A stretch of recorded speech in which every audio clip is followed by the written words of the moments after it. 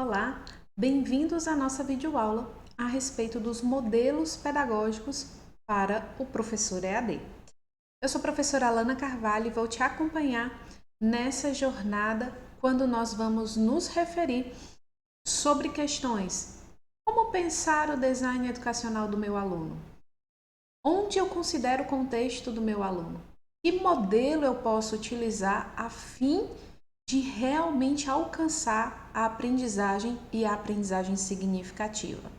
Então vamos lá? Bom, primeiro grande papel que eu quero trazer para você é a respeito do design e as suas nomenclaturas, tá? Só para a gente afinar o discurso e conversarmos na mesma, trazermos aqui a mesma pauta, a mesma conversa, tá? Bom, o design ele pode ser colocado como design instrucional e design educacional. Eles participam de uma mesma abordagem. O termo ele é modificado à medida que o próprio conceito vai evoluindo. Instrucional está bem relacionado àquela época em que nós tínhamos modelos mais comportamentais relacionados à atividade do usuário, como a atividade da máquina, aquela instrução programada, aquela instrução mais fixa.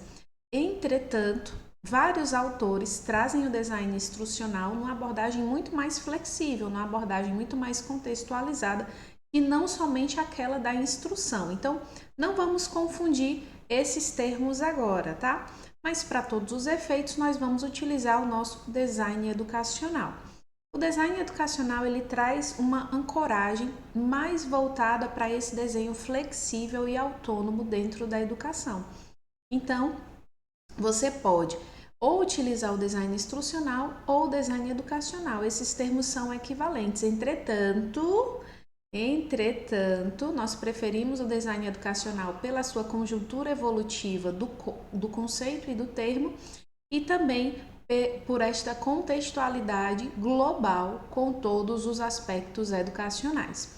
E aí eu trouxe aqui duas imagens, desde já trago para vocês que muito do que nós vamos ver aqui, e deixo lá nas referências também, partiu do trabalho da professora Daniela Solderman e também da professora Filatro, que trazem aqui para o Brasil, que trazem para a história da EAD essa discussão proeminente sobre que modelo pedagógico utilizar, que tipo de design eu devo construir e como eu devo relacionar-me como professor dentro de um planejamento que esse design esteja equiparado. Então, essas duas autoras, elas sempre vão aparecer aqui para vocês e é nelas, né, que essa aula é totalmente baseada, tá bom? Então, vamos lá.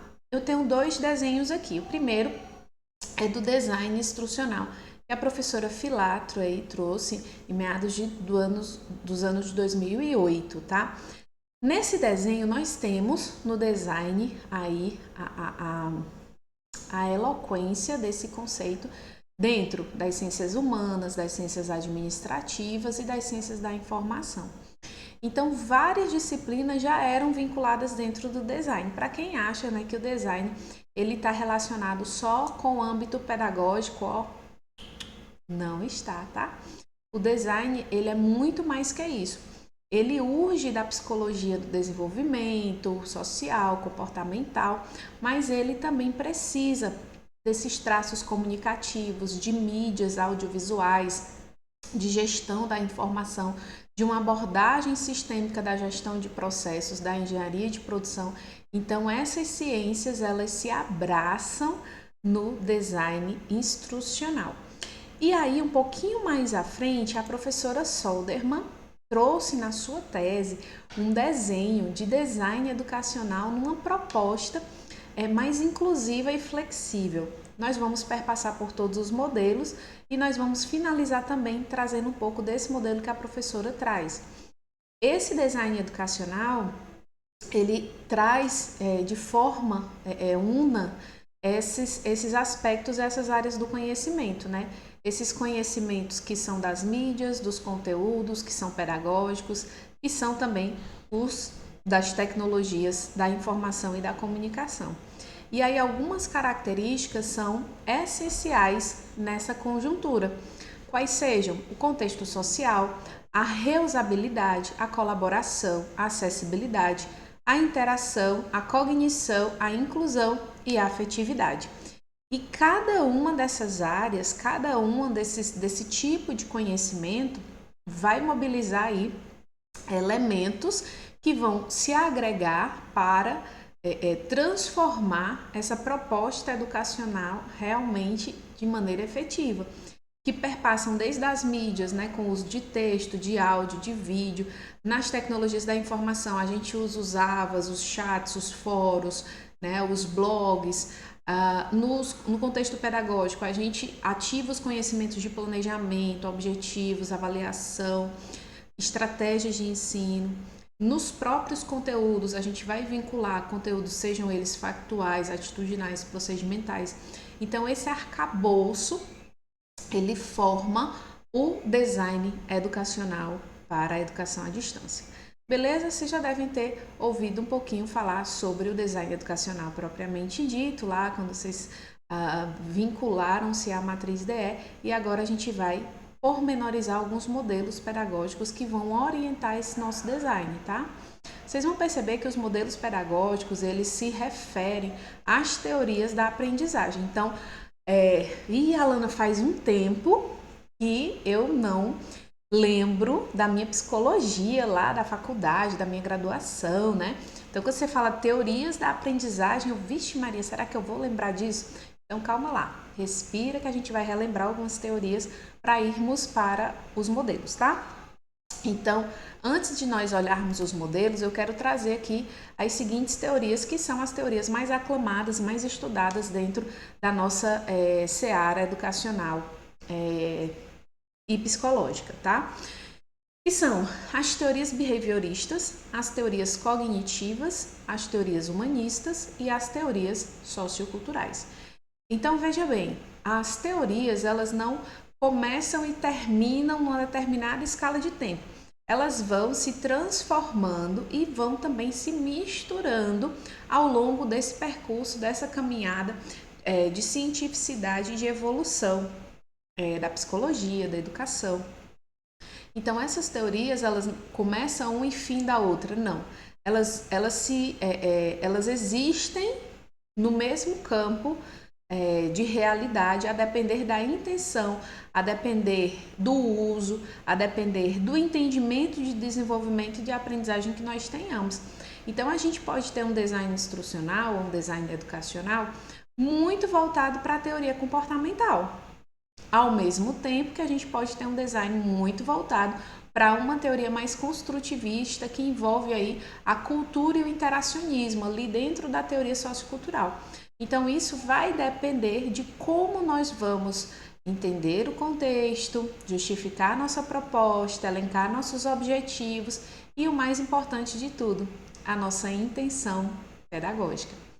Nas teorias behavioristas, trazendo aqui um pouquinho do professor Moreira, que ele traz muito bem, de forma muito simplificada, um pouco sobre essas teorias, ele nos traz o seguinte: na teoria behaviorista, a tônica dessa teoria é que a nossa visão de mundo está nos comportamentos.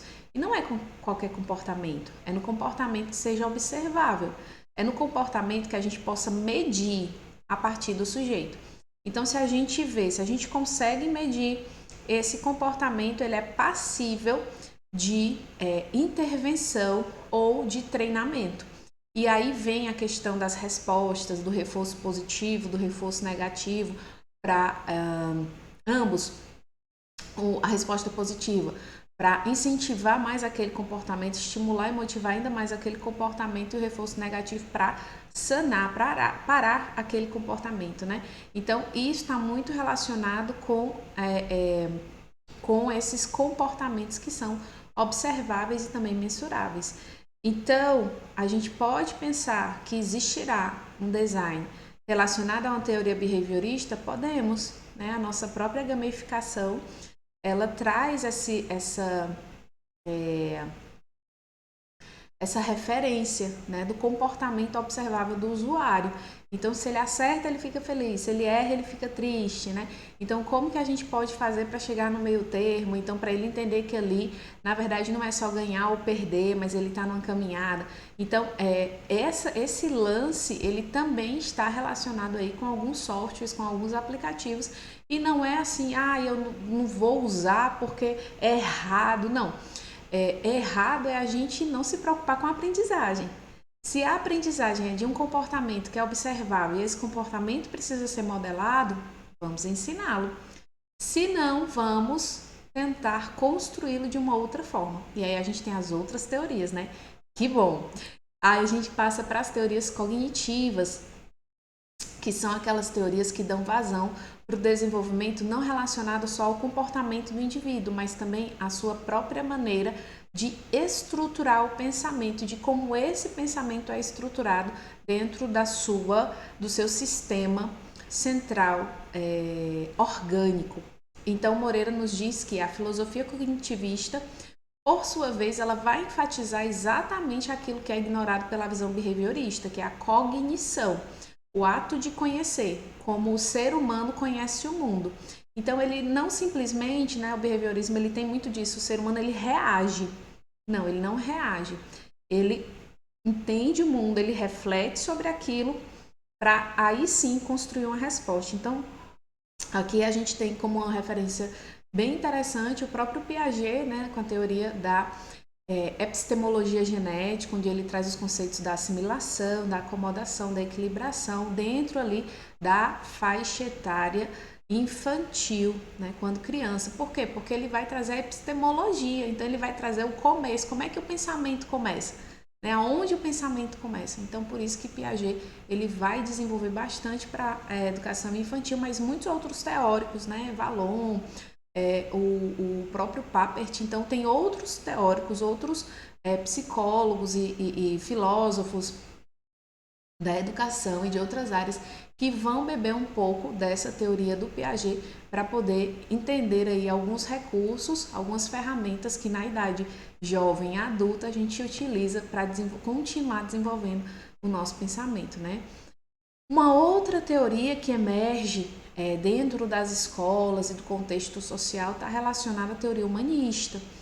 Essa teoria, ela vê o ser que aprende, então não é só o ser que reage, o ser que pensa, mas é o ser que é uma pessoa, que tem um sistema afetivo, que tem um sistema cognitivo, que tem um sistema motor, que tem um sistema psicológico, que tem desejos, sonhos. Então, o importante é a autorrealização da pessoa, o seu crescimento pessoal. O aprendiz aí ele é visto como um todo, sentimentos, pensamentos, ações, não é só visto como intelecto. Então essa teoria humanista, ela vai trazer muito a figura do Carl Rogers, se vocês conseguem lembrar, trazendo projetos e trazendo temas transversais para a escola para trabalhar com essa pessoa, com esse sujeito que ele é integral, é um sujeito único como pessoa, E aí não basta só a gente entender o comportamento, entender o intelecto, entender esse sujeito como pessoa. A gente tem que entender que esse sujeito está imerso numa cultura, está imerso numa sociedade, num tipo de sociedade. Então, as teorias socioculturais são aquelas que vão trazer a relevância da atividade humana dentro de um sistema cultural e institucional.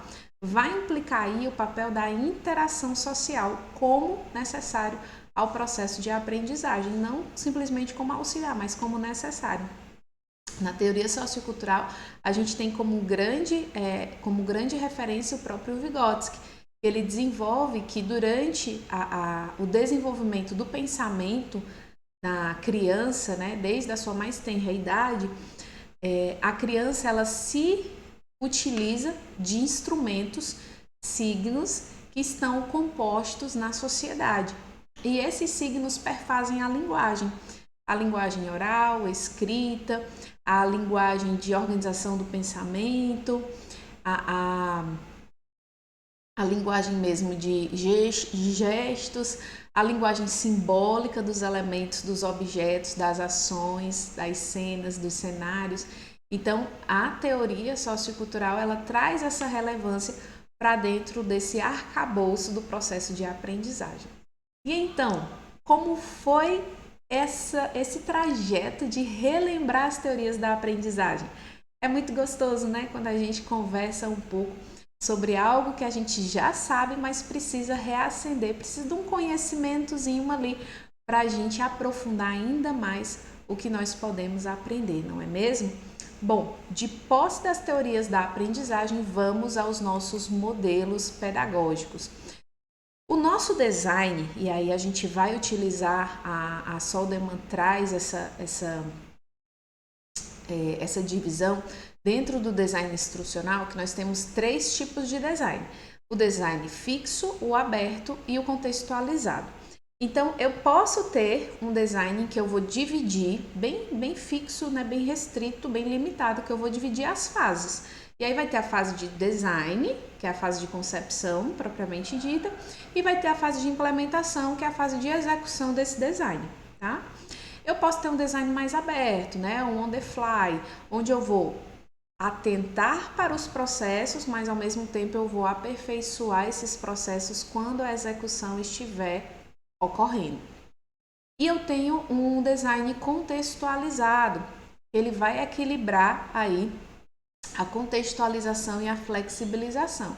Então ele tem um planejamento prévio, mas sempre que precisar retomar, sempre que precisar de alguma forma relacionar outros conceitos, outros processos, outros fluxos, ele vai retornar. Então ele vai ser contextualizado, mas ele não vai ter tanta abertura aí quanto o on the fly, por exemplo, tá? Então a gente tem esses 3 tipos de design. Alana, como é que quando eu utilizo cada um desses designs? Você deve estar se perguntando sobre isso, né? Bom, então vamos supor que você seja chamado para preparar um curso de educação corporativa. E aí, nesse curso, você vai ter um começo, um meio e um fim, e você só vai encontrar essas pessoas durante esse curso. E esse curso ele tem um objetivo muito claro, muito específico de mudança de comportamento observável dos colaboradores daquela corporação. Então, como é que você vai pensar? Você vai desenhar um protótipo, vai fazer um planejamento com os indicadores que aquela equipe te der, você vai pensar um curso, vai pensar uma estratégia, vai pensar um design e depois você vai executar esse design e ver como ele responde, né? Geralmente é assim. Lembra que você tem um tempo para começar e terminar. Vamos supor que você vai fazer um curso de extensão na tua instituição de ensino e esse curso ele vai ser um curso de 40 horas, ele tem um prazo de término, mas ele não tem dias específicos, ele vai ser com alunos que estão fazendo ali os seus últimos estudos, que estão chegando na conclusão do curso. Então, nesse curso, você pode trazer alguns efeitos de contextualização, de flexibilidade, né? Você vai vendo a caminhada deles de um semestre para outro e você vai trazendo aspectos ou temas que sejam relevantes. Então, esse design, ele vai ser um design mais contextualizado. Ele vai ser um design que você vai planejar previamente para quem, por quê, para quê, mas ao longo do processo você vai contextualizando a esse grupo específico.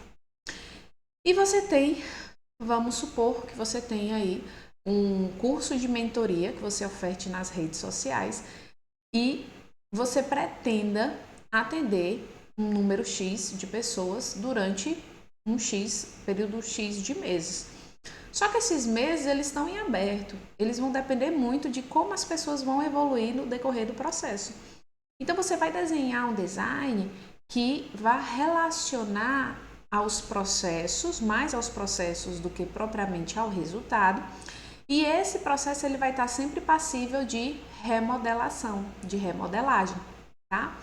Então, nesse design aí, você tem um design mais aberto, um design mais on the fly, e você pode, de alguma forma, prospectar mudanças e podem ser mudanças substantivas dentro desse curso de mentoria, vamos por assim, tá? Entenderam? Então eu tentei utilizar um curso de cada tipo para que vocês pudessem relacionar aí as ideias. Mas você pode ter um DI fixo para um curso de mentoria, para um curso de extensão, para um curso de educação corporativa, isso vai depender muito de como vai ser o desenho, dos prazos, de como você precisa se estruturar para realmente entregar um design interessante e como você pode ou não acompanhar esse desenho, esse desfecho, tá?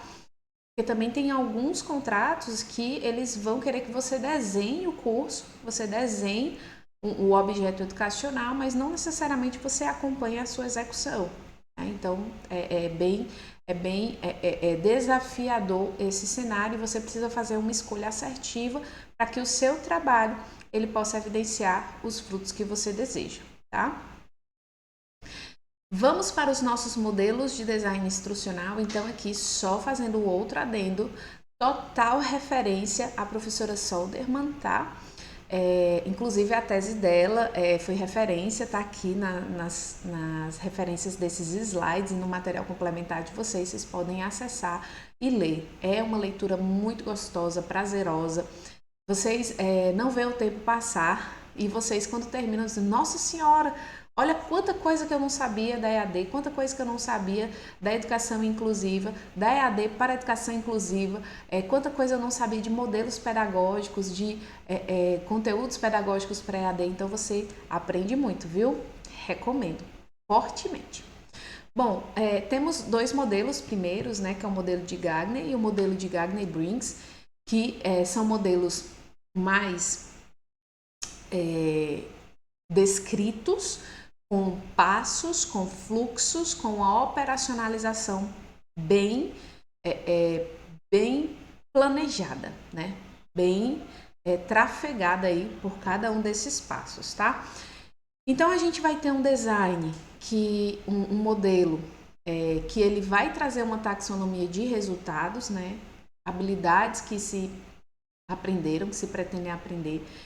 Vai ter uma hierarquia desses comportamentos e também resolução de problemas. É um design que a gente pode associar muito, por exemplo, à taxonomia de Bloom, né? É um design que a gente pode começar ali por comportamentos mais superficiais, comportamentos mais simples e até comportamentos mais complexos, né? Então, a gente tem que definir os resultados que a gente deseja alcançar. Quando esses resultados são complexos, tem que se dividir para, de fato, ter um resultado, uma resposta mais efetiva.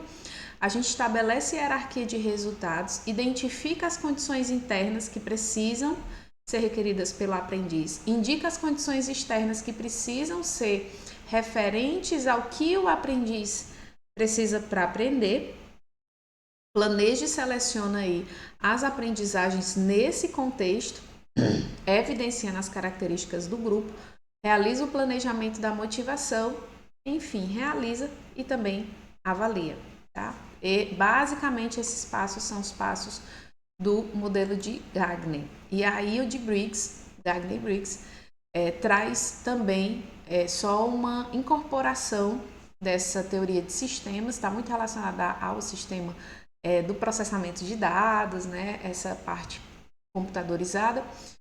Ele traz 14 etapas, tá? A diferença de um para o outro são só a quantidade de etapas. Então, eu analiso as necessidades, os objetivos, as prioridades, eu analiso os recursos, as restrições, as limitações, eu determino qual é o escopo do currículo, quem vai distribuir isso, e aí qual é o nível do sistema, qual é o nível do curso, qual é o nível da aula, qual é o nível do sistema final, e aí eu preparo o professor, faço avaliação formativa, tenho testes de campo, faço instalação e difusão, trago a avaliação somativa, lembra que eu quero os resultados esperados, então tenho que trazer a avaliação somativa.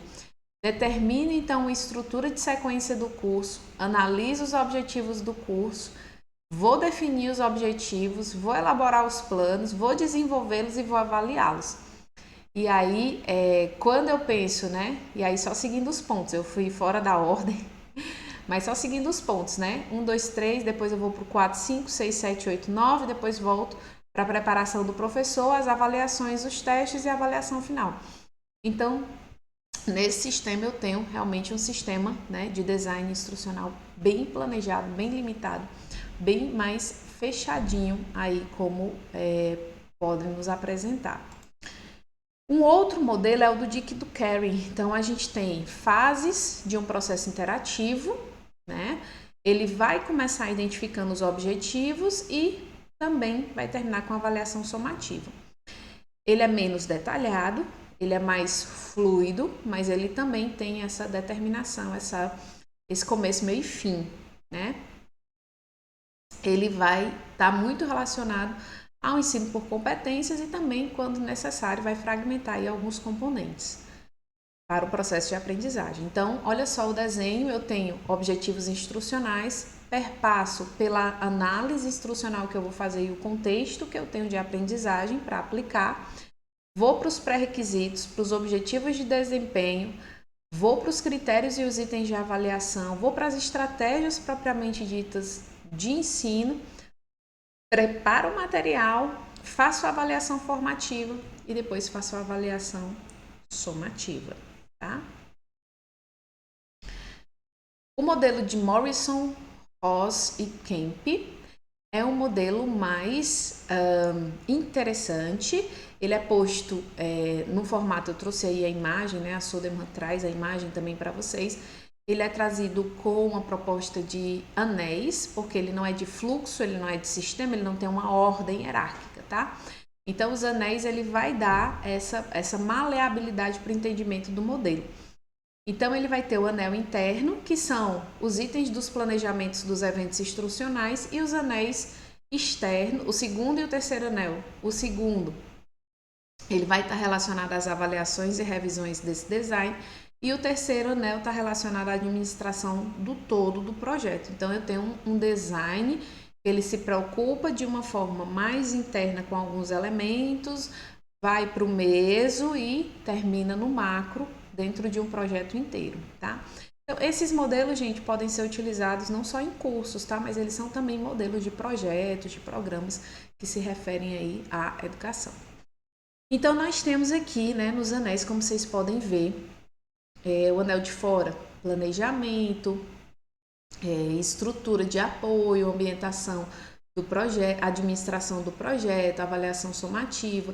O anel de dentro, a gente já tem a avaliação formativa, a revisão, e no interno, mais interno ainda, a gente tem as necessidades de instrução, as características dos alunos, as tarefas, os objetivos, a sequência de conteúdo, as estratégias de instrução, a mensagem instrucional, distribuição e os instrumentos de avaliação, tá?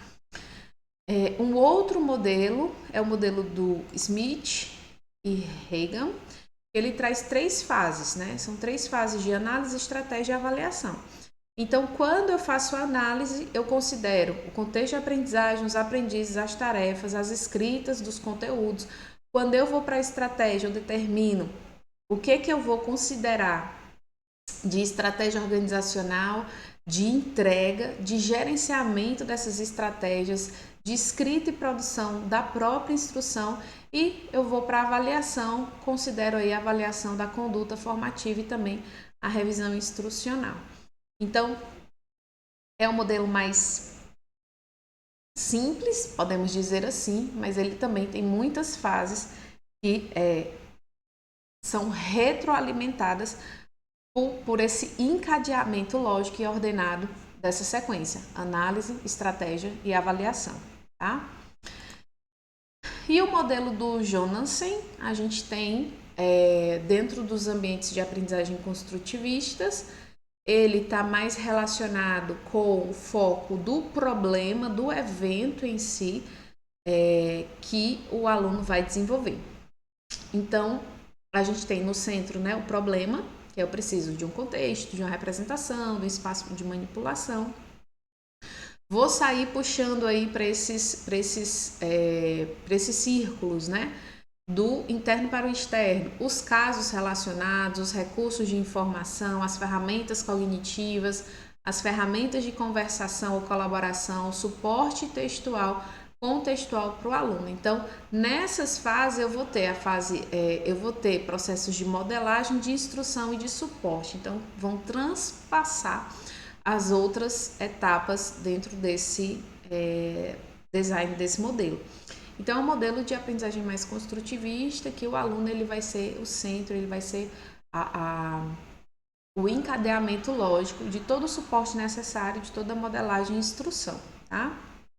E vai depender dele para que as outras etapas ocorram, né? Da atividade desse aluno.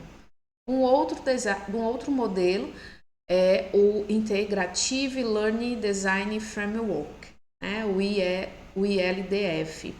Ele vai integrar várias perspectivas de design e desenvolvimento, ele vai incluir processos, produtos, pesquisa, avaliação, vai estar dentro dos ambientes online e ele vai ter aí algumas fases, né? Quais são elas? A exploração, o enactment, que é o responsável por estabelecer a conexão entre a informação de exploração ao conteúdo do currículo e o contexto, né? Vai ser essa conectividade, digamos assim, e a avaliação.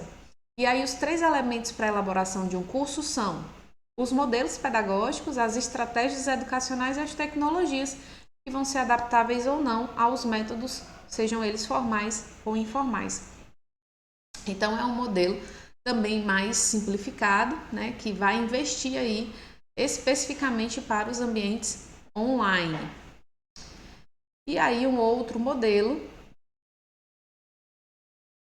e aí o último modelo, na verdade, é o modelo ED, que é um modelo que é um acrônimo dos termos análise, desenho, desenvolvimento, implementação e avaliação no inglês, tá? Esse modelo é um modelo que está sendo bastante divulgado e disseminado pelas suas partes e pela forma como ele se relaciona entre as partes.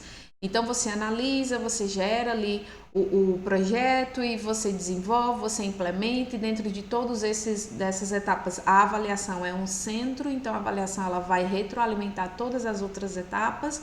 É um processo bem interessante que traduz um pouco da própria escolha da professora Soderman e nossa também, tá? O modelo ED, ele passa pela análise. Nessa etapa, vão ser identificadas as características dos alunos, os conteúdos, os objetivos, onde é que o curso vai acontecer, né? Quais são as limitações técnicas ou de tempo que existam ali naquele momento. O próprio projeto, então se desenvolve um programa, um curso, um componente, vai ter um enfoque pedagógico, vai ter o objetivo educacional, vai ter o modelo, a forma de organização do conteúdo e as estratégias, bem como as formas de interação. Desenvolve-se, ou seja, cria-se os conteúdos e as atividades baseadas no projeto, né?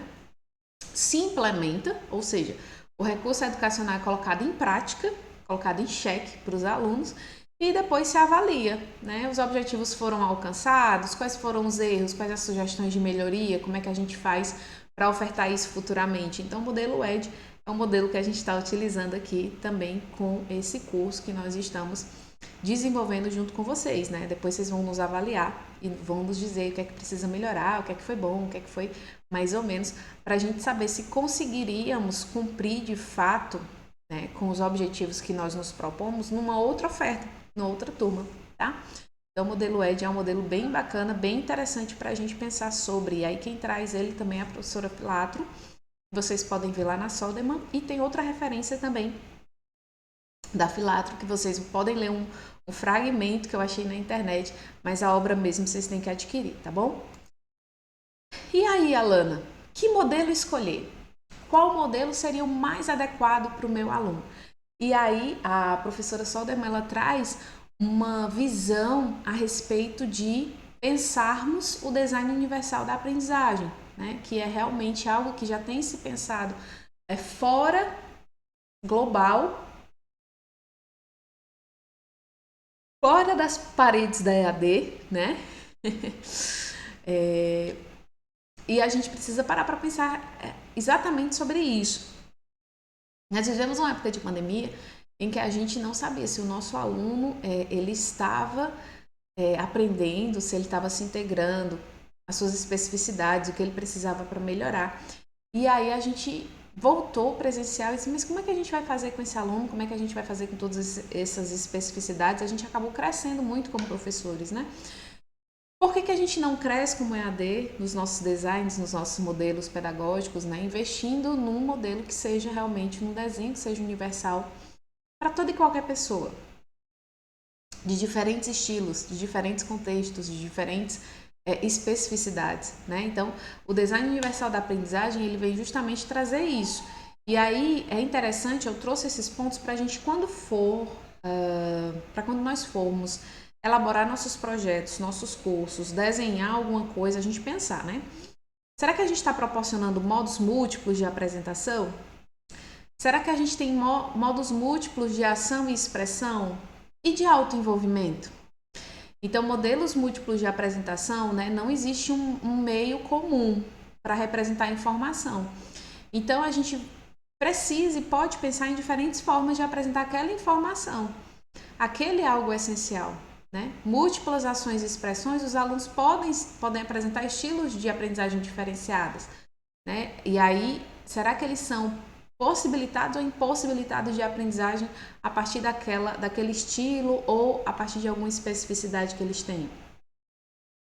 E modos múltiplos de autoenvolvimento, né? Os alunos também apresentam características diferenciadas com relação ao envolvimento e à motivação do curso.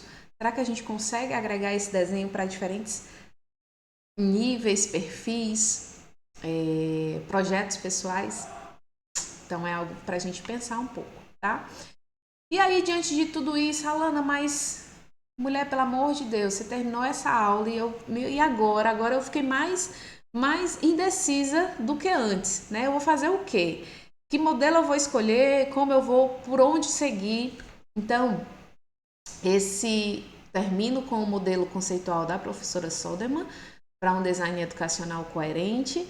E se você quiser ler um pouco mais sobre o modelo ED, né, é interessante que você faça essa leitura, que você olhe esses passos e faça um encadeamento com o seu contexto, com a sua ação, com a sua estratégia, com o seu desenho também, sua intencionalidade pedagógica, né?